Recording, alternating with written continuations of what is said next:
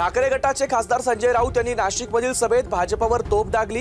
कुंभमेळ्यासाठी 50,000 कोटींची कामं काढण्यात आली आहेत, पण दुर्दैवाने ही सगळी कंत्राटं गुजरातच्या ठेकेदारांना देण्यात आली आहे, असा सनसनाटी दावा राऊतांनी केलाय।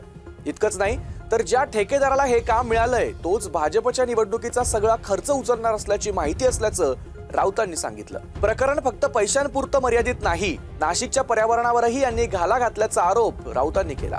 अयोध्येच्या धर्मध्वजावर झाडांचं चिन्ह मिरवणारे इकडे नाशिकच्या तपोवनात मात्र 2000 झाडांची कत्तल करतायत, असा घणाघात राऊतांनी केला।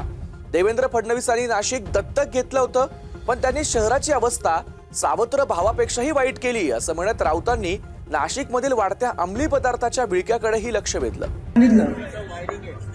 कुंभाच्या निमित्तानं 50,000 कोटीची कामं निघाली आहेत राजाभाऊ, 50,000 कोटीची। आणि ही सगळी कामं महाराष्ट्राच्या बाहेरच्या कंत्राटदारांना, खास करून गुजरातच्या कंत्राटदारांना मिळत आहेत। मग महाराष्ट्रातल्या आमच्या लोकांनी काय करायचं?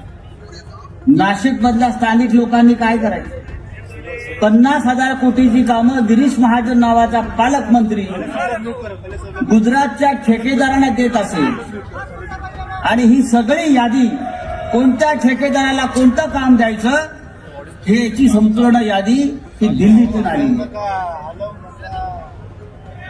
मला एवढंच सांगायचं की जी आश्वासन या नाशिकच्या बाबतीमध्ये आतापर्यंत आपल्याला मिळालेली आहे ती सगळी फोल ठरली। या राज्याचे मुख्यमंत्री देवेंद्र फडणवीस यांनी नाशिक शहर दत्तक घेतलं होतं। दत्तक घेऊन केलं काय? सावत्र भावापेक्षा वाईट अवस्था देवेंद्र फडणवीस यांनी आज नाशिक शहराची केली।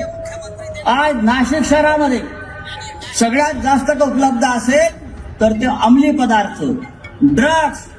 शाळा आणि कॉलेजच्या टपरी बाहेर जाय तिथे तुम्हाला मोठ्या प्रमाणामध्ये विद्यार्थ्यांपर्यंत ड्रग्ज पोहोचवलं जात आहे, अंमली पदार्थ पोहोचवले जात आहेत। आणि याचा सामना करण्यासाठी शिवसेना आणि महाराष्ट्र नवनिर्माण सेनेनं या नाशिक शहरामध्ये सगळ्यात मोठं आंदोलन उभं केलं होतं।